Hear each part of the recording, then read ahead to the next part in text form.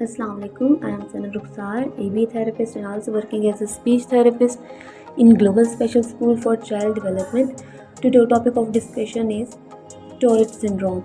Tourette syndrome is a disorder that involves repetitive movement or unwanted sounds, tics that can't be easily controlled. जो है इसमें क्या होता है कि रिपीटेटिव मूवमेंट्स हो रही होती हैं जो कि कंट्रोल नहीं होती. Repetitive movement like blinking eyes, shrug your shoulder, blurt out unusual sounds और offensive words. क्या होते हैं कि बार बार जो है वो रिपीटेडली मूवमेंट्स हो रही होती हैं. ये जो है टिपिकली जो है वो 2 साल से 15 साल की एज में या अराउंड 60 ऑफ द एज क्या होता है कि ये मेल्स में ज़्यादा होता है देन फीमेल्स. इसमें क्या होता है कि इसमें इसके सिम्टम्स में लाइक रिपीटेड मूवमेंट्स और रिपीटेड साउंड आ रही होती है टोरेट सिंड्रोम की. ये जो मूवमेंट्स होती हैं ये स्वेयर भी हो सकती हैं और जो है वो माइल्ड भी हो सकती हैं. तो स्वेयर जो सिम्टम्स होती हैं वो क्या करती हैं, इंटरफेयर करती हैं आपकी कॉमन आपकी कम्युनिकेशन, आपकी डेली फंक्शनिंग और क्वालिटी ऑफ लाइफ को डिस्टर्ब कर रही होती हैं. जिसमें क्या होता है कि आप डेली लाइफ में कोई भी काम ठीक तरह से नहीं कर पा रहे होते हो. इवन आप जो है वो सही से प्रॉपरली कोई भी काम जो है वो तरीके से नहीं कर पाते, जिसमें आपकी क्वालिटी ऑफ लाइफ और डेली फंक्शनिंग में डिस्टर्बेंस हो रही होती है. इनको क्लासिफाइड किया जाता है 2 सिंपल टिक्स में, लाइक सिंपल टिक्स और दूसरी हमारे पास आ जाती हैं कॉम्प्लेक्स टिक्स.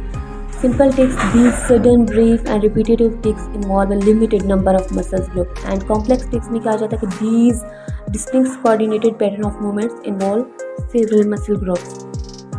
टिक्स जो है वो also involve होती है क्या, मोटर टिक्स में भी और साउंड्स लाइक वोकल टिक्स में भी. तो कॉमन मोटर टिक्स जो है वो टोरेट सिंड्रोम में होती हैं. ये भी 2 उसमें क्लासीफाइड की जाती हैं, यानी सिंपल टिक्स और कॉम्प्लेक्स टिक्स.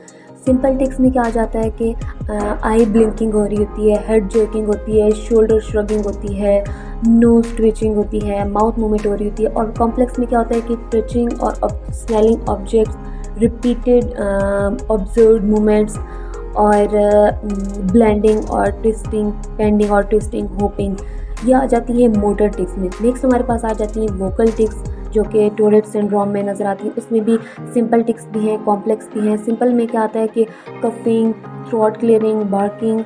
और कॉम्प्लेक्स में क्या आता है, रिपीटिंग ओन वर्ड और फ्रेजेस, अपने ही वर्ड्स को रिपीट कर रहे होते हैं, फ्रेजेस को रिपीट कर रहे होते हैं आप.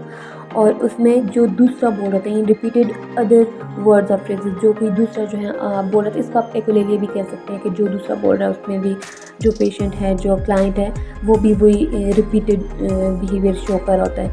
और इसमें क्या होता है कि using vulgar swear word use किए जाते हैं. नेक्स्ट हमारे पास आ जाता है इसकी काजेस. तो इसकी कोई एग्जैक्ट काज नहीं है टोरेट सिंड्रोम की जो कि अभी तक नॉन हो. तो इसको ये जो है वो कॉम्प्लेक्स डिसऑर्डर है.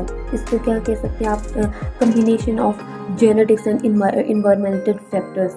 ये जो आपकी क्या होती है, जेनेटिक फैक्टर्स हो सकते हैं, या इसमें क्या होता है, इन्वायरमेंटल फैक्टर्स हो सकते हैं.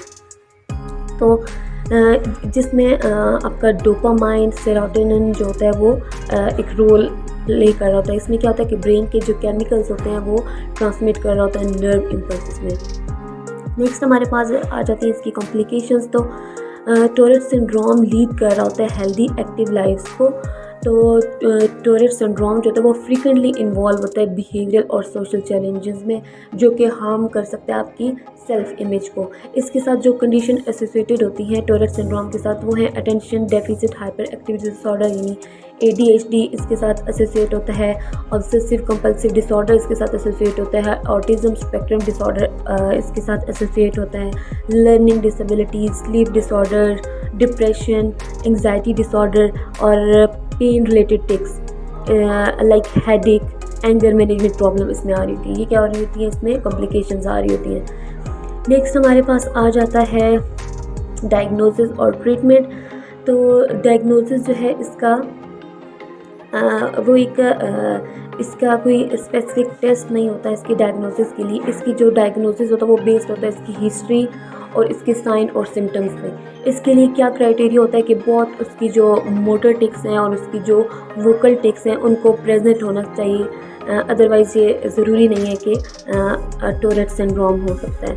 नेक्स्ट हमारे पास आ जाता है कि इसकी जो टिक्स होती हैं, यानी जो रिपीटेडली मूवमेंट्स होती हैं किसी भी चीज़ की, लाइक ब्लिंकिंग आइज़ की या कोई भी मूवमेंट हो रही होती है रिपीटेड, वो दिन में भी हो सकती है किसी टाइम, हर रोज़ भी हो सकती है और साल बाद भी हो सकती है, कभी भी हो सकती है। तो टिक्स जो है वो शुरू होती हैं बिफोर द एज 18 ईयर्स से पहले जो है ये शो हो रही होती हैं। नेक्स्ट हम जाएंगे इसके ट्रीटमेंट की तरफ। तो मेडिकेशंस भी होती हैं और इसमें थेरेपीज भी होती है। मेडिकेशन में आ जाता है इसकी जो मेडिकेशन दैट ब्लॉक और लेसन डोपामाइन, इस तरह की मेडिकेशन यूज़ की जाती हैं जो डोपामाइन को कंट्रोल करती हैं। बोटॉक्स इंजेक्शन दिए जाते हैं इसकी मेडिकेशन में, जो कि रिलीफ कर सकते हैं सिंपल और वोकल टिक्स को। ठीक है, ADHD मेडिकेशन दी जाती है जो कि इससे एसोसिएट है, जिसमें बच्चा हाइपर हो जाता है या आपका क्लाइंट पेशेंट जो भी है वो हाइपर होता है, इससे रिलेटेड मेडिसिन दी जाती हैं। जो है मेडिकेशन दी जा सकती है जो इनके बिहेवियरल सिम्टम्स के लिए, इम्पल्स कंट्रोल के लिए। दूसरी नेक्स्ट हमारे पास आ जाती है एंटी डिप्रेसेंट भी दी जा सकती है, एंटी सीजर्स मेडिकेशन भी दी जा सकती है। हाँ, अगर हम थेरेपी की तरफ जाएं तो उसमें आप बिहेवियरल थेरेपी दे सकते हो, यानी कॉग्निटिव बिहेवियरल इंटरवेंशंस यूज़ की जाती हैं इन टिक्स के लिए, जो कि इसके सिम्टम्स हैं उनको वो कंट्रोल कर सकती हैं। या फिर साइकोथेरेपीज़ दी जाती हैं जो कि हेल्प कर सकती हैं इसको कोप करने में, टोरेट सिंड्रोम को।